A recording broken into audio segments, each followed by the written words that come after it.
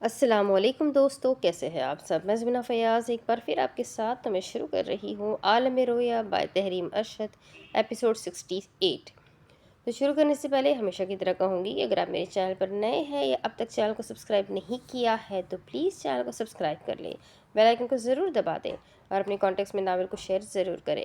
ساتھ ہی کمنٹ کر کے مجھے ضرور بتائیں کہ آپ کو یہ ناول کیسا لگ رہا ہے، اس ناول میں آپ کو سب سے اچھا کیریکٹر کون لگ رہا ہے اور آپ کس کنٹری کس شہر سے میری ویڈیوز کو واچ کرتے ہیں۔ تو چلے شروع کرتے ہیں۔ قید خانے میں جو آلتی پالتی مار کر بیٹھی ہوئی تھی وہ تیزی سے سر جھکائے لکھ رہی تھی۔ سامنے بیٹھی نزاکت نے بغور اس کا جائزہ لیا۔ ایسا لگتا ہے تمہیں ہائپرگرافیا ہے۔ اس نے سر اٹھا کر اسے دیکھا۔ مطلب؟ شدید لکھنے کی چاہ؟ وہ ٹھہری اور پھر شانوں پر شال برابر کرتے بتانے لگی۔ تم سے پہلے یہاں میرے پاس ایک ڈاکٹر ہوا کرتی تھی، اسی سے سنا تھا اس کے متعلق۔ اس نے قلم بند کیا اور دلچسپی سے پوچھنے لگی، یہ ہے کیا؟ کچھ وہ یاد کرنے لگی۔ ٹیمپورل لوب اٹیک، دماغ کے حصے میں مرگی ہو جاتی ہے جس کے اثر میں انسان زیادہ لکھنے لگ جاتا ہے۔ تم ضرورت سے زیادہ لب کاٹتی ہو، مضطرب رہتی ہو، دن رات کھائے پیے بغیر لکھتی رہتی ہو۔ کسی صدمے سے گزری ہو کیا؟ اس نے دوبارہ سے لکھنا شروع کیا۔ ساری زندگی ہی صدمہ تھی۔ اس کا دل ٹوٹی کھڑکی تھا اور وہ اسی سے خود کو دیکھتی تھی۔ وہ لکھنے لگی۔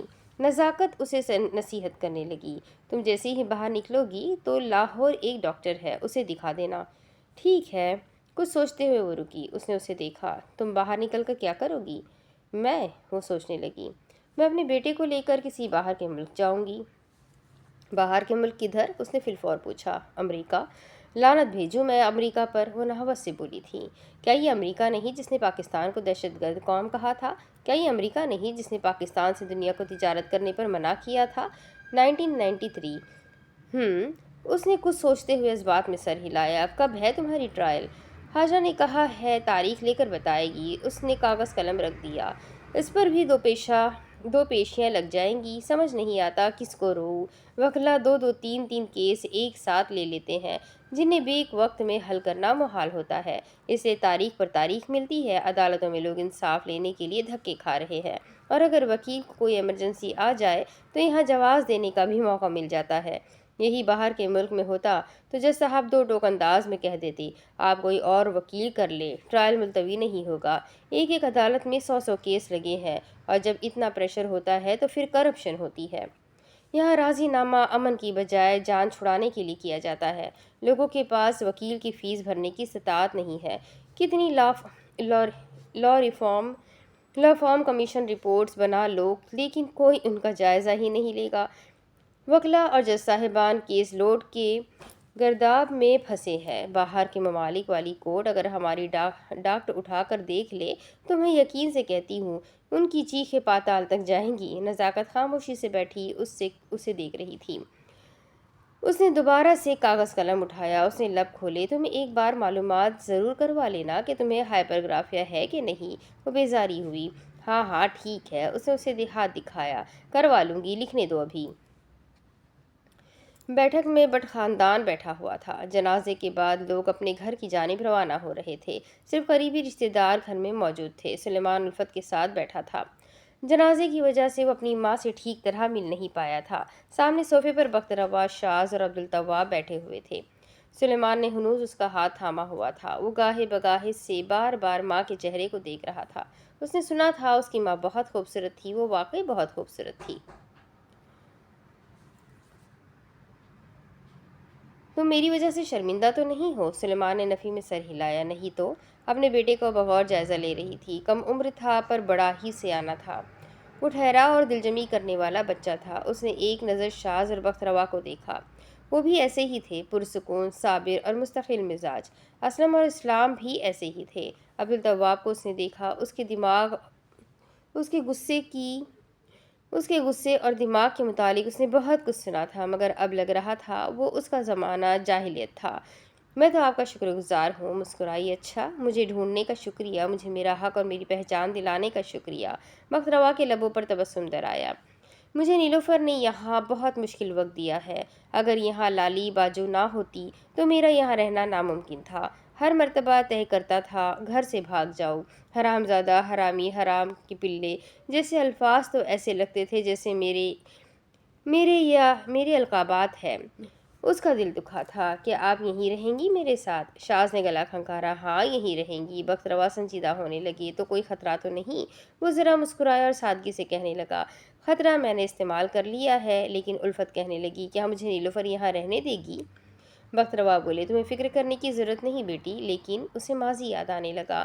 ہم کبھی مانتے ہی نہیں کہ ہمارا مخالف ایک اچھا انسان بن سکتا ہے، اپنی صلاح کر سکتا ہے۔ ہم کبھی مانتے ہی تو نہیں ہے۔ تمہیں یہاں کسی کو کسی قسم کی دلیل دینے کی کوئی ضرورت نہیں ہے۔ بیٹھک کے باہر کھڑی ہاجرہ انہیں دیکھتے ہوئے کسی خاتون سے بات کر رہی تھی۔ جی جانے سے پہلے ضرور آئیے گا، اور میرا یقین کریں، میں یہ نہیں بھول سکتی کہ آپ نے تب میرا کتنا خیال کیا تھا۔ تحلیل اپنے کمرے میں اپنی پھوپھیوں کے ساتھ بیٹھی ہوئی تھی۔ عاقب کی والدہ سر پکڑے افسوس سے کہہ رہی تھی، ہائے کیا بنے گا تحلیل کا؟ یہ وہی لوگ ہیں نا جن کے گھر پہلے غسل خانہ بھی نہیں تھا، چھت پر اینٹیں رکھ کر استعمال کیا کرتے تھے۔ پتہ نہیں ان بچیوں کو یہی خاندان کیوں ملا تھا۔ مت ہی ماری گئی تھی تیری تحلیل؟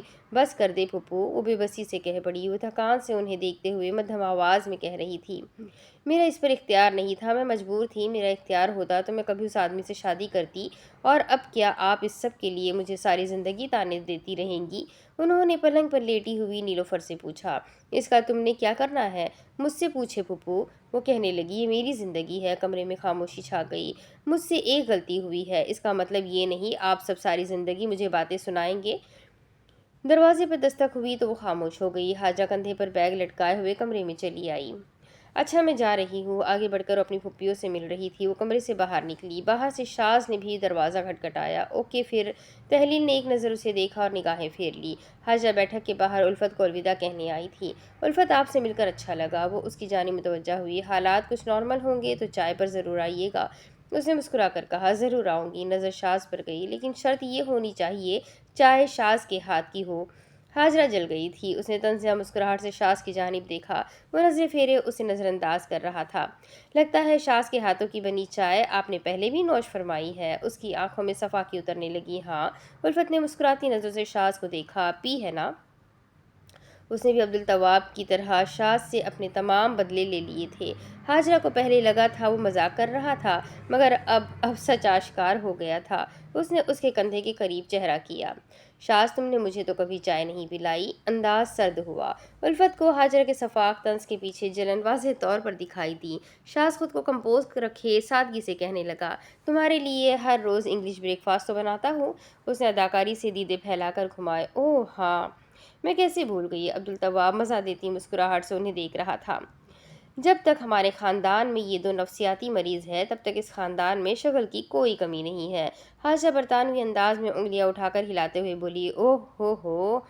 وہ مصنوعی مسکراہٹ اور برطانوی خواتین کے انداز میں بات کر رہی تھی۔ لبوں پر مسکراہٹ کی سرخی کم اور جلن کی سرخی زیادہ پھیل رہی تھی۔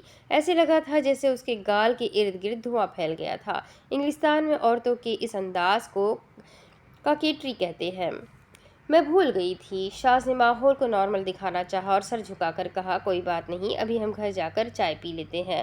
اوکے پھر۔ وہ غضب چھپائے احتجاجاً مسکرائی، ہمارا ٹی ٹائم ہو رہا ہے۔ اس نے شاز کی کوہنی تھامی اور پلٹی، چلو گھر چلیں۔ انداز روکھا ہو گیا۔ شاز نے جیسے انسنی کی چہرے سے مکھوٹا اتر گیا۔ وہ سرد نگاہوں سے اسے دیکھتے ہوئے دھیمے سے بولی، تاکہ چائے میں تمہیں 2 گھونٹ زہر کے ملا کر پلا سکوں۔ شاز نے خود کو کمپوز رکھا۔ حاجرہ اس کے ساتھ باہر نکلی۔ قدم سے قدم ملاتے وہ باہر جا رہے تھے۔ زندگی میں ابھی بہت مشکلات تھی، مگر ایک بات کے لیے وہ بے حد پرسکون تھی، اب وہ ساتھ رہ سکتے تھے، ساتھ چل سکتے تھے۔ مجھے شکیلہ ماسی ملی، نیلوفر کی بہن کی مکان میں مکین تھی، انہوں نے میرا بہت خیال رکھا تھا۔ اس نے گاڑی کا دروازہ کھولا اور وہ بیٹھی۔ وہ دوسری جانب سے گاڑی میں آ کر بیٹھا۔ اس نے گاڑی سٹارٹ کی۔ میں نے ان سے کہا ہے جانے سے پہلے ضرور آئیے گا، پتہ نہیں وہ آئیں گی کہ نہیں۔ اصل میں نا نیلوفر کا بھانجا اسد مجھے بہت پسند کرتا تھا۔ اس نے شفاف انداز میں کنکھیوں سے اسے دیکھا اور پھر نفی میں سر ہلانے لگا۔ دروازے پر دستک کی آواز سنائی دی۔ سامنے سے دروازہ کھلا۔ جی۔ سامنے عورت نے ناآشنائی محسوس کرتے اسے دیکھا۔ وہ کہنے لگا، میں حاجرہ کا رشتہ دار ہوں، اچھا کمرہ دیکھنا ہے۔ وہ فوراً سے مسکرا پڑی۔ اس نے اس سے اندر آنے کا اشارہ کیا۔ وہ اس کا تعاقب کرتے سیڑھیاں چڑھنے لگا۔ اوپر کا پورشن خالی تھا۔ حاجرہ، میں کمرے کمرے میں آیا تو ایک دم کے لیے رکا، اس بند گھپت کمرے کو دیکھ کر تاثر نہیں دے سکا۔ اس نے اندر آتے ہوئے میز پر ہاتھ رکھا تو دیکھا مٹی کی تہ جمی ہوئی تھی۔ اس نے بتیاں جلانے کی کوشش کی تو ایک بلب فیوز تھا۔ غسل خانے میں آ کر سنک کی ٹوٹی کھولنے کی کوشش کی تو زنگ والا پانی تیزی سے نکلا۔ اس نے آنکھیں موند کر ایک گہری سانس لی اور دھیرے دھیرے گرد و پیش کا جائزہ لیتے ہوئے باہر آیا۔ وہ اس کمرے کو دیکھنے لگا۔ یہ اسٹڈی ٹیبل دروازے کی جانب نہیں ہونا چاہیے، باہر کے شور سے اس کا دھیان بھٹک سکتا ہے۔ اسے سورج کی دھوپ میں ہونا چاہیے، یہاں تو روشنی بھی کم ہے۔ اس نے ہاتھ ملے، اور یہاں تو بالکل بھی صفائی نہیں، کمرہ تو ہوادار ہے۔ وہ باہر کی جانب جانے لگا۔ سنے، اس کی آواز وہاں گونجی، مجھے جھاڑو چاہیے، مگر کوئی جواب موصول نہیں ہوا۔ اس نے کوفت سے دیدے پھیلائے، ایسے بے مروت لوگوں کے ساتھ وہ یہاں کیسے رہے گی؟ حال میں اسے ہاجرہ کی آواز اسے سنائی دے رہی تھی، اور پتہ ہے اس نے سب سے کہا ہوا تھا میری اس سے شادی ہونے والی ہے۔ بہت ڈرا کر رکھا تھا اس نے سب کو۔ اس نے دروازے سے باہر دیکھا۔ مجھے معلومات کروانی پڑے گی یہاں کون رہتا ہے اور یہ کیسی جگہ ہے۔ اسے جیسے کوئی باور کروا رہا تھا۔ شاز، تم اپنی وائف ٹو بی کو بے یار و مددگار نہیں چھوڑ سکتے، تمہیں یہاں آس پاس کے لوگوں کو محتاط کرنا ہوگا۔ وہ زینے اتر کر باہر کی جانب آ رہا تھا۔ اسے سامنے کھڑی وہ عورت دکھائی دی۔ وہ نیچے آیا۔ مجھے یہاں ذرا صفائی کرنی ہے۔ اس نے سادگی سے سر ہلا دیا۔ اچھا ٹھیک ہے، کر لے۔ وہ آگے بڑھا اور پھر رکا۔ اس نے اسے دیکھا۔ میں یہاں کرائم انویسٹیگیشن ڈپارٹمنٹ میں افسر ہوں۔ اس عورت کی حیرت سے آنکھیں باہر آئی۔ ہاجرہ کا یہاں خاص خیال رکھیے گا۔ اگر کوئی لڑکا اسے پریشان کرے تو رابطے کے لیے ٹیلی فون نمبر دے دیتا ہوں۔ کوئی بھی بات ہو، کچھ بھی ہو، مجھے اطلاع ضرور دیجیے گا۔ اس نے اس بات میں سر ہلا دیا۔ ٹھیک ہے۔ وہ باہر جانے لگا۔ میں سامان لے آؤں؟ جی۔ وہ سر ہلا کر رہ گئی۔ اس نے خود کو اسٹول رکھ کر بڑی احتیاط سے پنکھا صاف کرتے ہوئے دیکھا۔ وہ عورت اسے قریب کھڑی اسے غور سے دیکھ رہی تھی۔ وہ خود کو کام کرتے ہوئے دیکھ رہا تھا۔ وہ گھر پہنچ گئے تھے، مگر وہ منظر اسے آج بھی حفظ تھا۔ جھاڑو دیتے اس نے سب کو دھمکایا تھا، کوئی میری طرف دیکھے بھی نہیں، میں اس کی ہونے والی بیوی ہوں۔ وہ بیرونی دروازے میں داخل ہوئے۔ یہ تو اس کا گھر میرے کالج سے دور تھا، نہیں تو وہ مجھے وہیں رکھ لیتا۔ چادر پلنگ پر اڑ کر بچھی۔ اسد کا مجھے دوبارہ رشتہ آیا تھا۔ ہاتھ لمبے کیے، بلب لگائے، مگر میں نے نہ کر دی۔ آنکھوں میں پیلی بتی چھک پڑی۔ وہ رینچ سے نئی ٹوٹی کس رہا تھا۔ اس کے کہنے پر تو شکیلہ ماسی نے میرے جانے سے پہلے میرا کمرہ ایسے چمچم صاف کر دیا تھا۔ رینچ کی ٹھک آواز آئی۔ ہاجرہ غسل خانے میں کھڑی ہوئی چونکی اور ٹوٹی سے پانی فوارے کی مانند نکلا۔ وہ ایک دم پیچھے گئی۔ شاز، وہ غسل خانے میں زمین پر بیٹھا تھا۔ پانی کی فوار اسے تیزی سے بھگا رہی تھی۔ اس نے برق کی مانند ٹوٹی پر ہاتھ رکھا اور رنچ سے کسنے لگا۔ پانی کی بوندیں ٹپ ٹپ ٹپ بالوں سے ہو کر چہرے پر گر رہی تھی۔ ہاجرہ گیلے فرش پر احتیاط سے آگے چلی آئی۔ دیکھو، اگر تم نل کار نہیں ہونا تو باہر آ جاؤ، یہ تمہارا کام نہیں۔ چند لمحوں بعد وہ مڑا ہو گیا ہے۔ اس نے سینے سے بازو لپیٹے بغور اسے دیکھا اور پھر اس کا تعاقب کرتے ہوئے باہر نکلی۔ میں اسد کو بالکل پسند نہیں کرتی تھی، جیسے مجھے فرق پڑتا ہے۔ وہ یہ کہہ کر کمرے کو جانے لگا اور وہ ہنس پڑی۔ ہاں، فرق پڑتا ہے۔ دوسری طرف سینٹرل جیل میں ملاقات کا وقت تھا۔ حاجہ جالی کے اس پار کھڑی ہوئی تھی۔ اگر خاص ملاقات کرنی ہو تو آمنے سامنے بات ہوتی تھی۔ زہیب اس پار کھڑا تھا۔ جلد تم باہر ہوں گے، مگر اس نے بھوں اٹھایا۔ مجھے ایک بات بتاؤ، تم نے کیزیا کے ساتھ اتنی زیادتی کیوں کی؟ وہ پوچھے بنا نہ رہ سکی۔ نہیں پسند تھی تو مت شادی کرتے، اسے اتنے سال اذیت کیوں دی؟ اس نے سادگی سے اسے دیکھا۔ بتاؤں گا تو تم کیا کر لوگی؟ وہ تیزی سے بولی۔ Give me the fact, I will give you the law. You mean divorce? وہ طنزیہ ہنسا۔ یہ مشرق ہے، ہاں۔ اس نے استہزائیہ انداز میں اسے اوپر سے نیچے تک دیکھا۔ پیچھے سے قیدیوں کا شور سنائی دے رہا تھا۔ یہاں انڈرسٹینڈنگ ہو نہ ہو، بچے ضرور ہوتے ہیں۔ وہ سانس لینے کے لیے رکی اور پھر کہنے لگی۔ ایک لاطینی دعا ہے، وہ جس نے پہلے کبھی محبت نہیں کی کل محبت کرے، اور وہ جس نے محبت کی ہے وہ کل بھی محبت کرے۔ وہ بغور اس کی آنکھوں میں دیکھ رہا تھا۔ تمہارے لیے میں یہی دعا کر سکتی ہوں۔ پیچھے سے برتنوں کی آواز آئی۔ اس کا ڈپارٹمنٹ رسوئی تھا۔ چلتی ہوں۔ وہ جانے کے لیے مڑی۔ وہ اسے جاتے ہوئے دیکھ رہا تھا۔ کیا وہ واقعی اس عورت کی محبت میں پڑا ہوا تھا؟ اس نے خود سے یہ سوال پوچھا تھا۔ بے ڈھب، بے ڈھنگی، بد لحاظ، بے مروت، بد تہذیب، کیا وہ شروع سے ہی ایسی تھی؟ وہ کیوں اندھا ہو گیا تھا؟ اس نے اتنے سال اپنی بیوی کو اتنا حقیر کیوں محسوس کروایا تھا؟ اس عورت کے لیے جو سیدھے منہ اس سے بات تک نہیں کرتی تھی۔ اپنی شکل دیکھی ہے تم نے؟ آئینے کے سامنے ٹائی درست کرتے اسے اپنی بیوی سے کہا۔ اپنا یہ جملہ یاد آیا تھا۔ کم پڑھی لکھی تھی، کم عقل تھی، مگر اس عورت کی طرح شفاق اور بے حس تو نہیں تھی۔ وہ کیوں ایسی تھی اور وہ کیوں ایسی نہیں تھی؟ یہ سوچتے ہوئے وہ پلٹنے لگا۔ وہ سوچتے ہوئے چل رہا تھا۔ قیدی کام کر رہے تھے۔ زہیب اگر آپ جاگ رہے تھے تو آپ نے رجب کو روکا کیوں نہیں؟ پروسیکیوٹر کے سوالات نے اسے جکڑا ہوا تھا۔ پس منظر میں تڑکا لگنے کی آواز اسے سنائی دی۔ یور آنر، اس سے ثابت ہوتا ہے زہیب بھی اپنی اہلیہ کے ساتھ ملبوس تھے۔ وہ جیسی تھی، وہ اس کی بیوی تھی، اس کے بچوں کی ماں تھی۔ کیا وہ اس سب کی مستحق تھی؟ میں تمہیں طلاق دیتا ہوں۔ وہ خود کو پولیس سے چھڑاتے ہوئے اس پر چنگھاڑ رہا تھا۔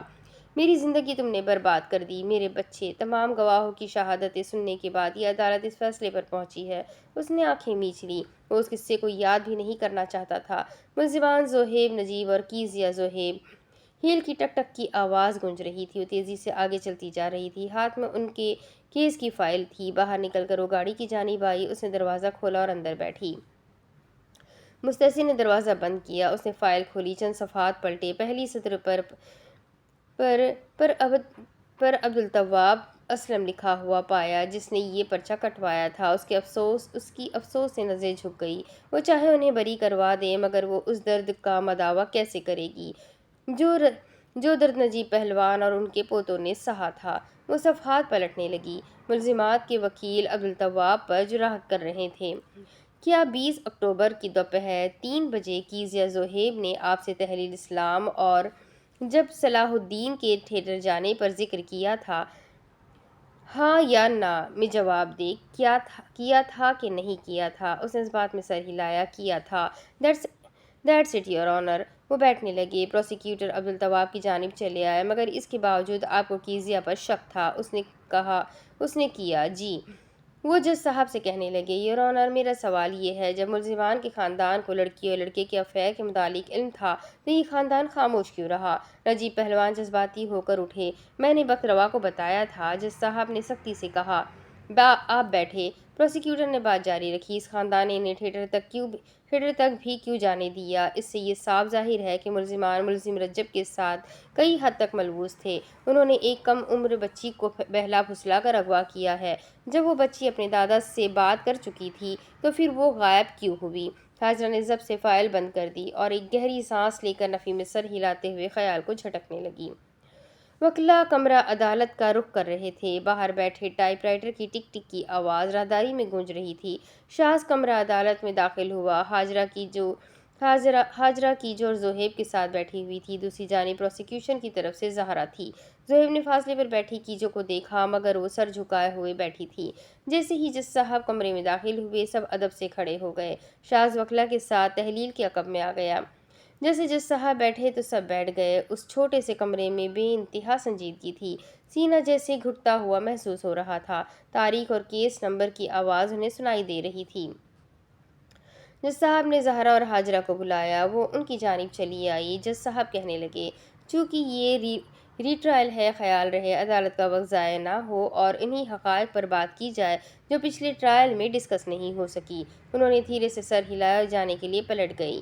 پروسیکیوٹر زہرا رجب اور عبدالتواب کے درمیان ہوئے راضی نامے کے متعلق بات کر رہی تھی۔ پروسیکیوٹر زہرا سے جج صاحب نے نئے گواہان کے متعلق پوچھا۔ آپ کو نیا گواہ یا ثبوت پیش کرنا ہے؟ پروسیکیوٹر زہرا نے سادگی سے نفی میں سر ہلایا۔ نہیں یور آنر۔ جج صاحب حاجرہ کی جانب متوجہ ہوئے۔ ڈیفینس۔ حاجرہ اٹھ کھڑی ہوئی۔ وہ اپنی اوپننگ اسسمنٹ دے رہی تھی۔ 23 اکتوبر 1994 شب 8 بجے میرے موکل زہیب دفتر سے آنے کے بعد اپنے کمرے میں اپنے دفتری امور سے متعلق کچھ کام کر رہے تھے۔ باہر کیزیا گھریلو معاملات نپٹانے میں لگی تھی۔ تبھی اچانک باہر کا دروازہ کھلتا ہے۔ بوکھلائی ہوئی تحلیل اسلام گھر میں داخل ہوتی ہے اور رجب کے متعلق کیزیا سے پوچھتی ہے۔ ان کی ہڑبڑاہٹ اور خوف کی وجہ ایک انسانی زندگی ہے جسے وہ محفوظ رکھنا چاہتی ہے۔ باہر تحلیل کے تایہ ذات بھائی عبدالتواب گن لیے رجب کو تلاش کر رہے ہوتے ہیں، کیونکہ تحلیل کچھ دیر پہلے ہی اپنے گھر میں اپنے دادا سے اپنی پسند کا اظہار کر چکی تھی۔ بڑی سنجیدگی سے وہ دونوں ہاتھوں کو ہلائے ٹھہر ٹھہر کر آرگیومنٹ دے رہی تھی۔ اتنے میں رجب اپنے گھر سے کھانے کی بھجوائی ہوئی چیز لے کر کیزیا یا زہیب کے گھر آتا ہے۔ تحلیل انہیں عبدالتواب کے متعلق خبر کرتی ہے۔ کیزیا انہیں روکنا چاہتی ہے مگر عبدالتواب کے ڈر سے خاموش رہتی ہے اور تحلیل رجب کی جان بچانے کے لیے چھت کے ذریعے وہاں سے ان کے ساتھ فرار ہو جاتی ہے۔ اگلے ہی منٹ عبدالتواب رجب کے گھر سے معلومات لے کر کیزیا زوہیب کے گھر پہنچتے ہیں۔ یور آنر، کیزیا زوہیب کی چھت کا دوسری چھت سے فاصلہ 6 فٹ کا ہے اور زبردستی یا بے سود ایک لڑکی کو چھت سے پھلانگ کر مکمل طور پر غائب ہونے میں کم از کم 4 سے 5 منٹ لگ سکتے ہیں، یا یہ کام اس سے کم وقت میں ایکسپرٹس کر سکتے ہیں، جبکہ یہ سارا ساحہ 10 منٹ میں انجام پایا ہے۔ This is illogical to accept, Your Honor. میں تحلیل اسلام کو کٹہرے میں بلانا چاہوں گی، اجازت ہے۔ تحلیل ایک گہری سانس لے کر اٹھی۔ وہ کسی کو نہیں دیکھ رہی تھی، وہ صرف سیدھا چل رہی تھی۔ رجب شاز نجیب پہلوان، ہر انسان کی نگاہیں اس پر تھی۔ تصورات میں وہ دن، وہ منظر بہت بار آ کر گزر چکا تھا۔ شاز نے بندھی کلائی پر وقت دیکھا۔ وہ کٹہرے میں کھڑی تھی۔ عدالت میں آ کر اسے محسوس کیا تھا وقت آج کچھ زیادہ تیزی سے گزر رہا تھا۔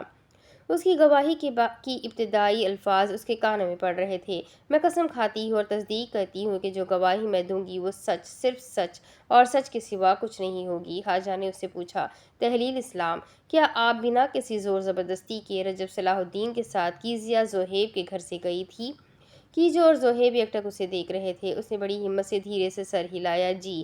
کیجو کی نظریں اسی پر لگی ہوئی تھی۔ کیا کیزیا اور زوہیب کا اس سب سے کوئی لینا دینا نہیں تھا؟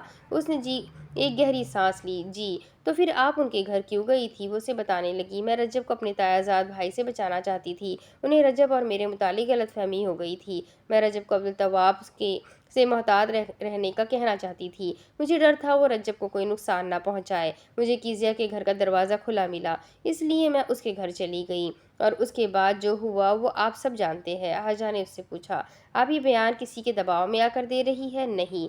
حاجہ اس کے سامنے کھڑی اس کا سرخ ہوتا چہرہ دیکھ رہی تھی۔ نجیب پہلوان نے مطمئن ہو کر سر جھکا لیا۔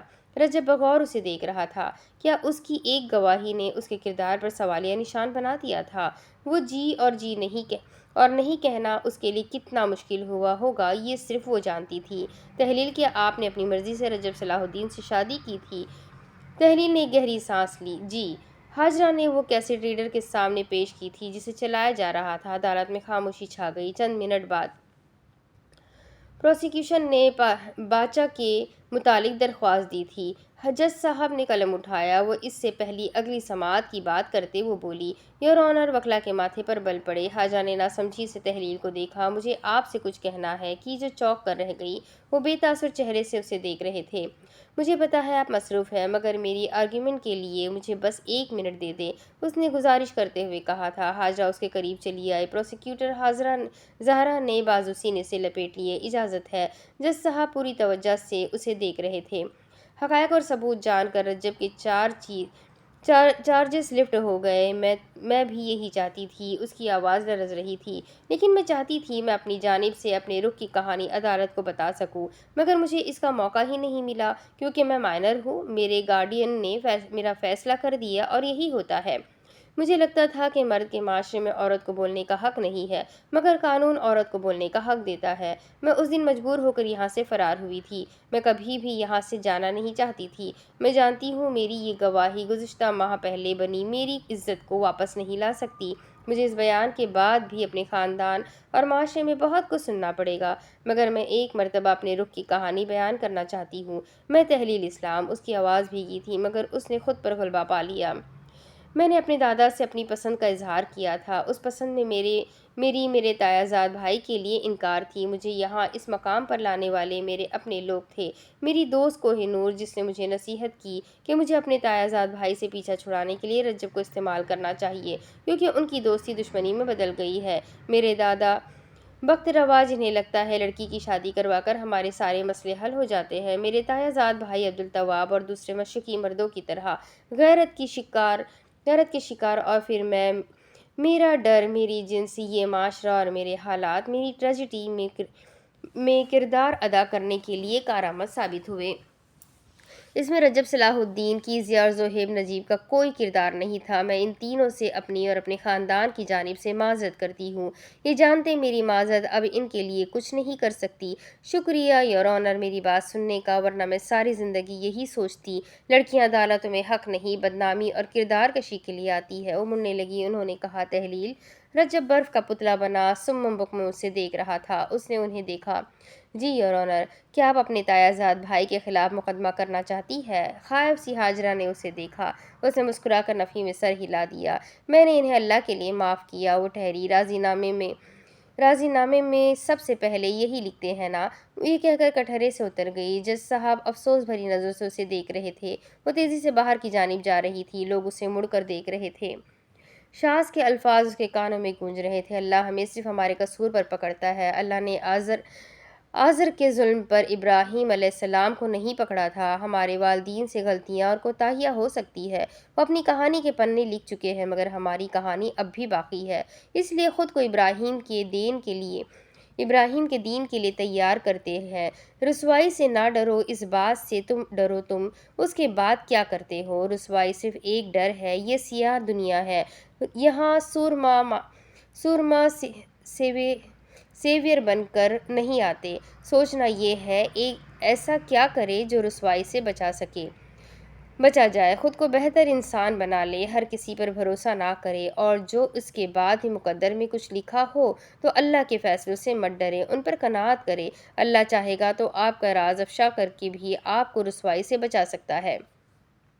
اللہ استطاعت رکھتا ہے عیب داروں کو بے عیب کرنے کی۔ اللہ استطاعت رکھتا ہے تمہارے عیب ظاہر کر کے بھی لوگوں کے دل تم سے میلے نہ کرنے کی، اور جو ایسا ہو تو سمجھنا اللہ نے تمہاری توبہ قبول کر لی ہے۔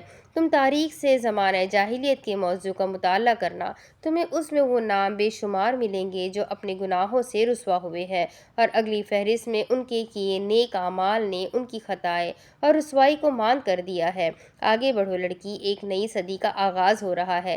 یہ زمانہ عورتوں کے بھی قصور معاف کر سکتا ہے، بس معاشرے کی کبھی کٹ پتلی مت بننا، ان کے الفاظ کو اپنے مستقبل کی رسائی مت حاصل کرنے دینا، ایک کامیاب انسان بننا، اور کچھ ایسا کرنا کہ تمہاری خطاؤں کو اگلے صفحے پر موجود تمہاری خوبیوں تاریک کر دے۔ وہ سانس لینے کے لیے رکی۔ اب میں اپنی زندگی کا نیا صفحہ لکھ سکتی ہوں۔ میں نے اپنا انتقام لے لیا۔ اب اگر کہیں کیزیا، زہیب، رجب اور میرا ذکر ہوگا تو وہاں میرے گناہگاروں کا ذکر بھی کیا جائے گا۔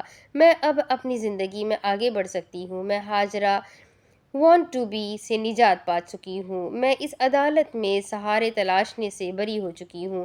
میں اپنے لیے بول سکتی ہوں، میں ہاجرہ نہیں، میں تحلیل بن چکی ہوں، اور تحلیل اپنی زندگی کو ہاجرہ کی زندگی سے الگ بنائے گی۔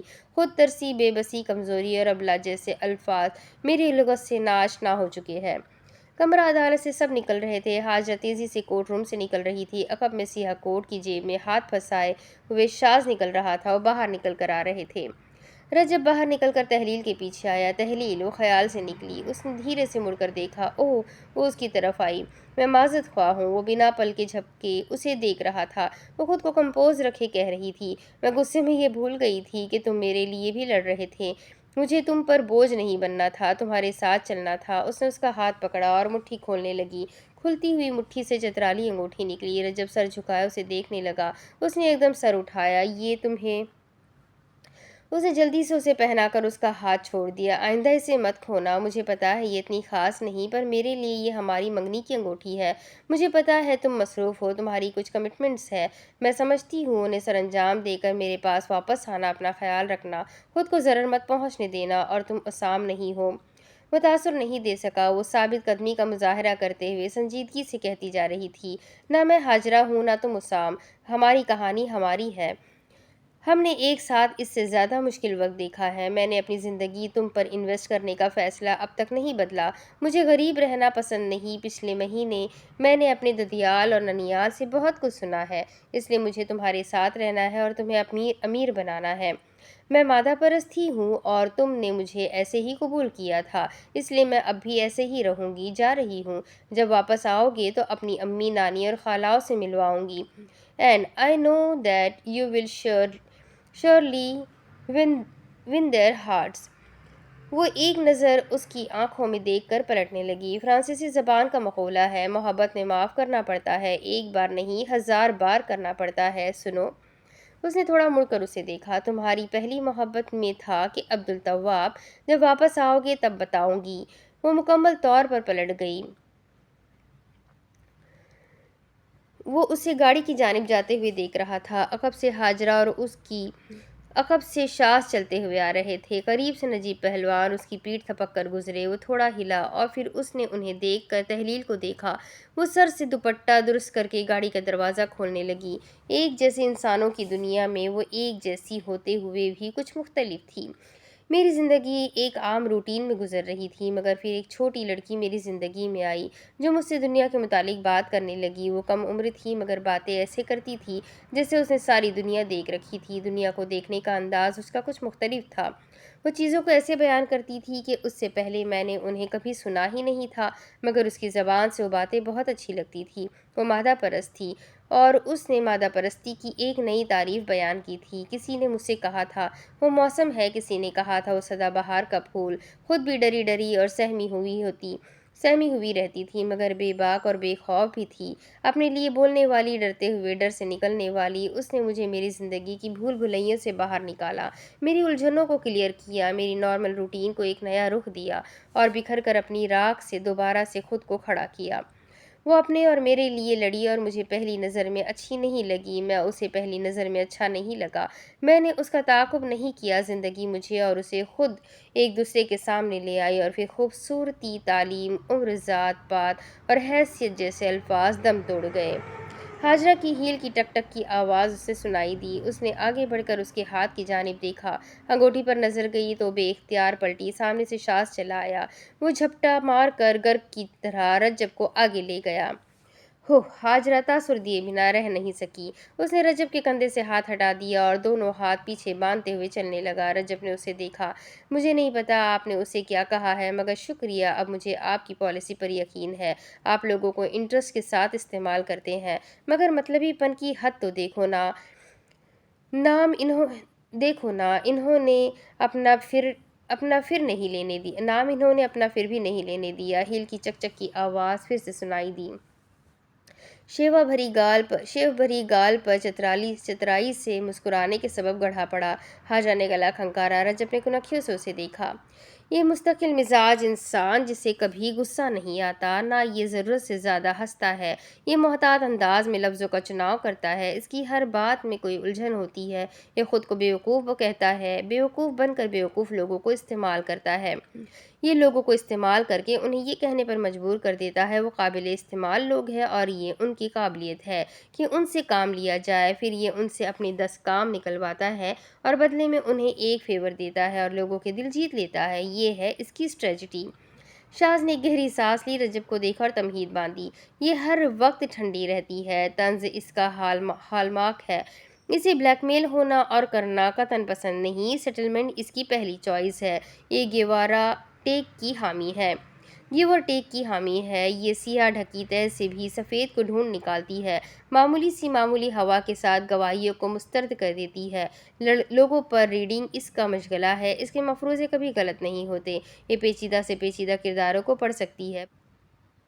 پروسیکیوشن اسے ڈیولز ایڈوکیٹ کہتی ہے اور یہ خود کو عظیم ڈیفینڈر۔ اس نے گلا کھنکارا۔ رجب نے پینٹ کی جیب میں ہاتھ پھنسائے، ایک نظر حاجرہ کے کالے کوٹ کو دیکھا اور پھر شاز کے کالے کوٹ کو۔ وہ سرد مہری سے بولا، happy strategic advocacy to the lawyer couple, اور وہ تیزی سے بڑے بڑے قدم بھرتے وہاں سے جانے لگا۔ شاز آگے بڑھا، ایک ہاتھ کوٹ کی جیب میں تھا، چمچماتے سیاہ بال پیچھے کر کے بنے ہوئے تھے۔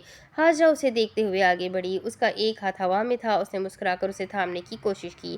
زمین پر سرما کی دھوپ میں 2 سائے تھے، وہ چلتا جا رہا تھا۔ پکڑوں کہ نہ پکڑوں، وہ ششوپن میں مبتلا تھی۔ شاز نے پیچھے ہاتھ کرتے اس کا ہاتھ گرفت میں لیا۔ ہم مقدس کوٹ سے باہر ہیں۔ وہ چل پڑے۔ وہ بافخر مانس سے مسکرا کر اسے دیکھ رہی تھی۔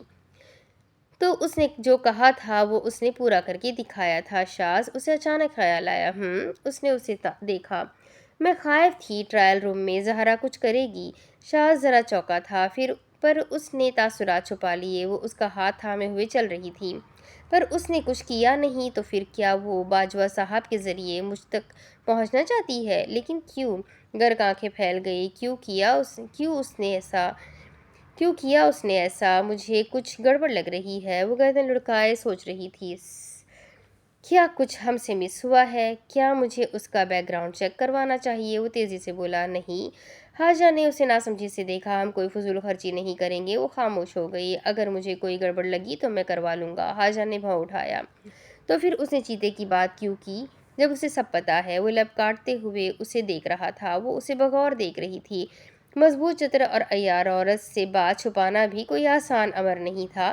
وہ اسے سچ بتا دیتا، پر ان دنوں وہ اس سے بات بات پر ناراض ہو رہی تھی۔ پہلے عبدالتواب کے کیس میں، پھر نزاکت، شاید اسلام کی موت کو کور کرنے کے بعد وہ تھوڑی سینسیٹیو ہو گئی تھی۔ میرا خیال ہے وہ بھی چیتے کے متعلق معلومات لینا چاہتی ہے۔ چیتے کا کولڈ کیس ایک مسٹری ہے، اور پولیس اور پروسیکیوشن دونوں اسے حل کرنا چاہتے ہیں۔ چند لمحے بعد اس نے اس سے کہا تھا، حاجہ مطمئن تھی وہ تم سے بھی ڈسکس کر سکتی تھی۔